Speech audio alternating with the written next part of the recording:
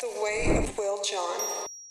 What up, people? Welcome back to The Way of Will John. We have a special episode for you. Every episode is special. Every episode. But today we have Caroline Cory, who is a futurist, a consciousness researcher and producer of the film Superhuman, which is dope. So you guys know we at 11th Commandment enjoy investigating things that aren't getting their due, that they need a little bit more love, and that's why we have Biscuits and Tea. That's why we have The Way of Will John. Specifically on Biscuits and Tea, 3 idiots solve the world's problems. You don't need to fund all these weird research programs and have all these grants and stuff. Just give us, if you just gave Biscuits and Tea $100 million, we'd virtually solve every issue on the planet. Every single one. On a more serious note, what you guys are going to have in this episode, Caroline delves into some topics that most people won't touch scientifically. And that's what I like, is that she's actually willing to spend the money and go and find the researchers that are studying things that we all have a curiosity about, but that we're just not getting the information for. So not all of this stuff is sensationalist or sensational. Some of her claims to things, you can see that I push back on her and I challenge them, and I'm pretty skeptical of some of the stuff, but that's also because I wasn't there. I don't know all these. I do know some of the researchers that she has used, and they are legit. But it's an interesting thing just overall. So what you'll get out of this interview are some of the most sensational things that people are studying currently, and also some incredibly practical and useful information that you can take in order to put into your mentality, to put into how you want to play a sport, play the game, and live your life, especially deal with anxiety, which is also one of the things. And she touches a whole lot on that. The full link to the podcast is right down below. But to kick things straight off, let's head straight into the sensational and see what she's talking about. When I first saw it, I was very skeptical because there's a lot of stuff on YouTube. A lot of people who can fake things, who can, mimic things. Magicians can do tricks like that. And so I was very skeptical. And because I'm making a movie that's, based on science, I wanted to make sure that this wasn't a trick, that this was real, because that would be the ultimate validation that, we can literally reprogram our brains. And so the first group that I discovered was in the UK, the kids in the UK. I was there myself. I saw them. There is nothing that is fake. People would say, oh, but they've memorized the book. Well, sometimes I would write something on a piece of paper, so they had no idea what I was going to write, and then they would be able to read it. Also, they're able to maneuver through space. They're playing ball, they're riding bikes. So as you can see, it's pretty interesting, everything that they want to do with it. But when you get into more of a practical nature of what she's trying to do and what the researchers are trying to do, by testing this, it gets weirder. The implications are tremendous because they're using these methodologies to train the blind. How much more, useful could this be? So there are now blind people who are using this method and seeing again and being able to read and see their environment. So that's why this is extremely useful. At the same time, something very interesting happened. It's like there's a lot of positive side effects of the training, because you're basically forcing the brain to function differently. You're telling it, you're supposed to see with light, but now there's no light, and still I want you to see. So the brain, I think, tries to figure out different ways. And by doing so, it's almost like you are mastering its functioning in a way. And so we see a lot of side effects, positive side effects. For example, kids who cannot concentrate very well, ADD folks, ADHD, autistic children seem to improve a lot. So there's a lot of positive things that happen as you are doing the training. So is it really for you to go out and kind of demonstrate that you can do this? I mean, maybe just for fun. But I think we're dealing with the ability to master, the human condition. That's more what this is about, especially if we can do this, if we can apply this technique for blind people. Now, one of the more interesting things for me has always been and will always be is consciousness fundamental? Because the fact is that you can mess with your own consciousness through all sorts of things. Meditation, some guys do it through drugs, mushrooms, and there's all sorts of research on LSD and all this other crazy stuff. So we know that we can manipulate our consciousness. And now the bigger question is whether or not we are consciousness ourselves, or are we matter just stuck in here and there's nothing outside of us? Is the brain producing consciousness? Is the brain producing the world that you see, or is it just receiving the information like a radio antenna? Essentially, it's that question that I posed to her just to see what it is that they found. That's the reason why I started looking into this phenomenon, because this is the ultimate validation that consciousness is fundamental, that consciousness is working outside the brain. It's not the brain, because the brain is now, you're telling the brain, don't function the way you're supposed to function. But your consciousness, meaning your intention, is overriding what the brain's supposed to do. The consciousness is telling it, I want you to see whether there's light or not. And then you're able to see. This tells us that consciousness is fundamental and not the other way around, you see. That's beyond huge. That's why I wanted to bring that phenomenon in the movie. But in terms of mechanisms, that's what we're working on right now. So now we get on to something that it's definitely everybody, at least at one point in their life as a kid, thought it would be awesome to move stuff with your mind. And the fact that we have people studying this, I guess, isn't really news to me. I know that people do, but you don't really talk to them, So, and you definitely don't hear about what sort of experiments they're coming up with in order to try and do this. But there are people that delve into this subject, and Caroline is one of them. So I'll let her explain what telekinesis is and how they're trying to prove that it's real. Well, telekinesis is the ability to move a physical object without any physical contact. So if I have a piece of paper in front of me and I'm not touching it, and I tell it to start rotating, it starts to rotate. I didn't touch it. So of course, the first thing is like, of course, there's wind, there's heat, obviously. So what we do in order to measure it scientifically, in the training, we do it gradually. We start with nothing, and then we put a glass container over it, and then so we do it gradually. But scientifically, we want to eliminate electromagnetism, air, moving around, heat, anything that would, thermodynamics tells us that, if the heat changes, movement occurs, so we want to eliminate all these possibilities. And so, but in the movie, we showed it a little bit gradually, just for people to see what the training would look like.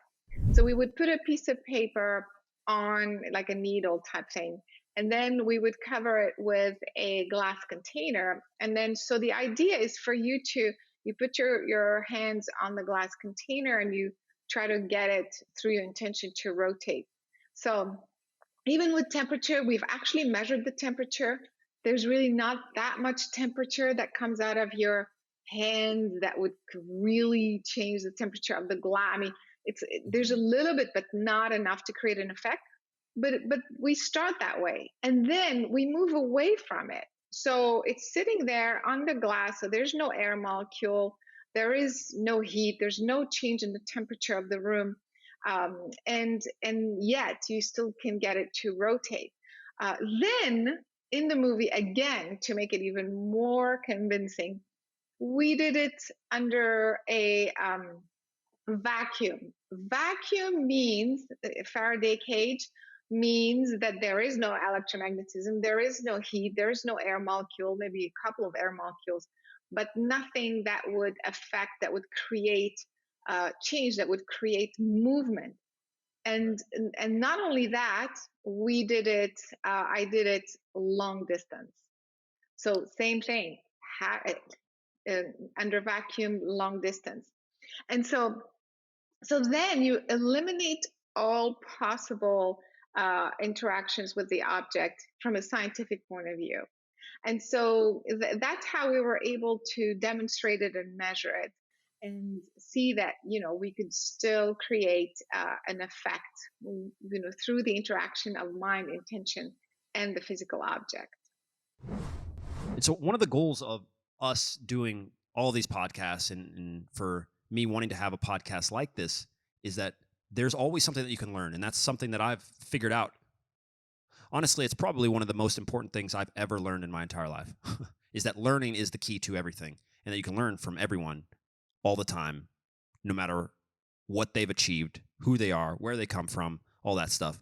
And so the reason I'm saying that is because in this interview, for me, what seems to be one of the most important points that she brought up was a key part of the film for her. And I brought it up in the podcast, which was this quote that said that what is required is a shift in perception. It's a simple thing to say, but when you start unraveling what it could actually mean, you start to know that you can't actually change yourself unless you change the way you perceive yourself. You can't change how you are in the world unless you perceive the world differently. The image of yourself, everything that you've created, and the image of the world, that is what's actually the first filter into your brain, And so in the movie, they hint at even more metaphysical, more grandiose claims of things. So I'll leave it to her to explain what it is she really meant by that phrase. You have to realize that you are multidimensional. In other words, you are conscious, but you have your subconscious mind and your superconscious mind. Actually, it's not just the subconscious, but let's just talk about those two things for now. And so as you are thinking, so let's say I am trying to move this physical object with my mind.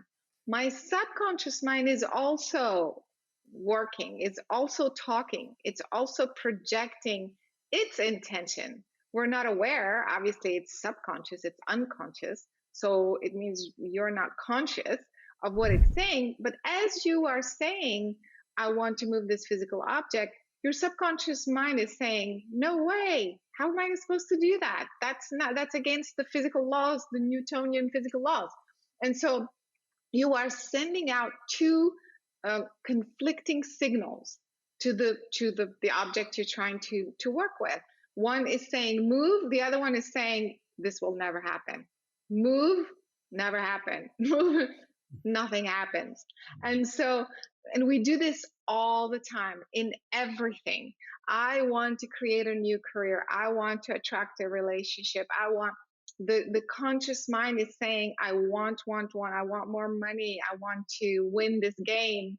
And the subconscious mind at the same time is talking, sending out conflicting information. And so depending on how powerful the conscious mind is, most of the time it will override the results. That's why you don't get anything, you don't do anything. So the trick is to identify what the subconscious mind is saying. If you don't know what it's saying, you can just specifically say, if let's say, again, this is just one example, but you can apply it to anything. Like I said, a job, a career, anything. You can focus on your intention. You have to articulate your intention very clearly. I want to win this game. I want my knee to stop hurting, whatever, And as you are saying these things, you're going to feel, you're going to have some emotions. Something will come up. For example, the disbelief. So you can't ignore it. You address it. That's the subconscious.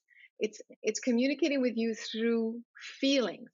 And so you focus on the subconscious mind. People say, just say affirmations like my knee doesn't hurt, or like I'm going to, like just positive affirmation. No, because a positive affirmation alone don't work, because you did not take out the stuff that is going against your affirmation. So that's the reason why you have to bring up and address what the subconscious mind is saying. So if you feel like disbelief, then you bring it up and then you say, I ask and intend to delete, to erase the belief that I can't do this or this will never happen from every cell in my brain, in my body, my conscious, my subconscious, my cellular memory. You breathe in, and as you exhale, you visualize stuff coming up, particles of energy. People don't realize that thoughts have a physical component. This is a whole different subject, but it's really particles of energy that are stored inside your cells. And so if you can just visualize that you are purging stuff, you don't have to know what, you don't have to, just imagine stuff is coming out of you. Okay?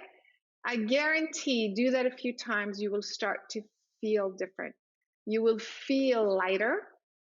And also, you'll have other things will come up. So, for example, a previous failure. Last time you did this, you said, I'm going to win, and you didn't win.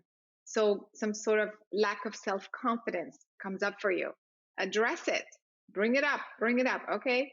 I ask and intend to release from my conscious, my lack of self-confidence because of previous experiences.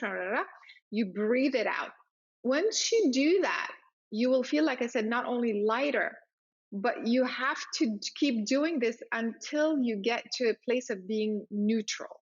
It's almost like it's a feeling of you almost, I don't want to say the word don't care, but it's that sort of detached feeling where you're almost like at peace with where you are, who you are, whether you win, you didn't win, and you have that sense of now you can manifest. Because you took out the charge, you see what I mean? You took out all these charges, and you're in a place of knowing that whatever you say is going to happen. And if it doesn't happen, like, I don't know how to describe it. It's a feeling. It's a sort of a feeling. Sure. And so, yeah. And so that is very practical. And that is the change of perception that is required, is the belief that you can do this, that this is possible.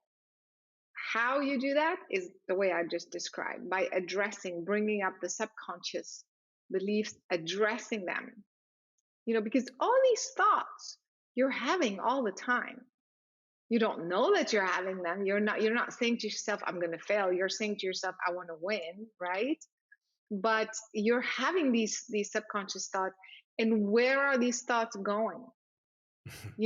We're emitting signals into the unified field, and we're receiving signals. The fact that we don't see them, like radio waves, we don't see them, but they're there. Right. So we're emitting signals. You don't see the signals, but they're there. And all of these signals, the thoughts, are inside your cells. So I kind of just threw that to her to see what it is that she does and what it is she found that all these extraordinary people are doing, and how science, in her view, has given us some answers for what to do with a negative mindset. You have to know you are energy. We've been talking about this. You are interacting with all sorts of energies, whether it's something local in your neighborhood or down, on the other side of the planet, because we're all entangled. So you are being affected, period. The way to survive this is, again, through intention. So do I want to be educated on what's going on? Maybe. Okay, let's take the pandemic thing. So, you turn on the news. Before I turn on the news, I set my intention. I don't want to absorb the information without being discerning. I don't want to be affected physically by the information I'm hearing and receiving. I simply want to just be aware of what's happening. That's it. By setting your intention, you don't absorb those frequencies. That's number one. And so then it tells you how many deaths and how many blah, blah, blah, and what you're supposed to do, whatever. So then you feel detached. You feel that, okay, I know what's happening, but it didn't affect me. And then you go about your day. You can create a bubble of energy, as if you are basically in your own energetic bubble, and everything that comes to you kind of bounces off that bubble. There's all kinds of visualization that you can do. I'm going to tell you how I've been surviving this. Okay. For a lot of people, it may anger some people. I don't know. But I honestly pretend it's not there. Okay. And I feel completely normal in my, in my Your my daily life. lifestyle has not Right. really, yeah, I don't feel anything's changed. I never watch the news anymore, because in the beginning I was watching it all the time. And even though I can do this, but it was, first of all, there's so many like weird conflicting information. There's all kind, I Sure. was like, this is not what's happening. I'm not listening to this anymore. I feel so much better. I have no idea what's going on. I mean, in a Hmm. way, Sure. because I don't believe most of it anyway. That's my thing. I'm not saying people aren't getting sick, and I'm Mhm. not saying, it's not a real thing. All I'm saying is, for me, I pretend it doesn't exist. If I have to go somewhere, it's required for me to wear a mask. I'll wear a mask, and without it, before it used to bother me a lot. Right. And then when I don't have, most of the time, I don't even wear a mask. And I feel that, I feel normal. I feel safe. I feel comfortable. And I feel I still have a normal life. Right. So that's how I'm dealing with it. Right. So throughout the entire interview and the rest, I continued to ask her about all the insane things that the film covers. So I really suggest you guys, if you have any interest in having a different look, changing your perception, perceiving the world differently, you should check out the film. Obviously, it's on Amazon. It's on other places, and she's going to say that there. I asked her a question about time, which is too complicated for us to put in here right now, but it's actually kind of interesting because once again, you got to remember she's the type of person that believes that consciousness is not being produced by the brain. And if that is the case, then it opens up a whole bunch of stuff. And I would like to get, I think his name's Fred Allen Wolf, and I'm still reading his book and I refer to it in the podcast. But if we can get him on, he's a physicist, straight up natural down the line physicist. It's always interesting to see them convey their theories in a way for us normies to get them and what those implications actually are. So we'll try and get him on here so we can get down to the bottom of this. I mean, I'm 100% convinced that by the end, when do we want to put a date on this? If we get a Nobel Prize for coming up with something or discovering something, I'm sharing it with you guys. All right. There's a few of you here. We got a decent crowd bubbling up now. But if we can win some sort of honorary degree, maybe you know, what sort of awards do they get? I dropped out of college, guys. I don't know what these awards, they don't mean anything to me. But it would be fun. It would be fun as a YouTube experiment to have. So anyway, in any case, so she had some final words. We'll let her end off the podcast with some of the stuff that she's got going on. So make sure to check that out, subscribe, and we will see you guys next week. Later. Peace. So the film is available on Amazon Prime, but also people can go to superhumanfilm.com and see other platforms, and like we said, some training, some classes. But I also have a lot of free stuff on my YouTube channel.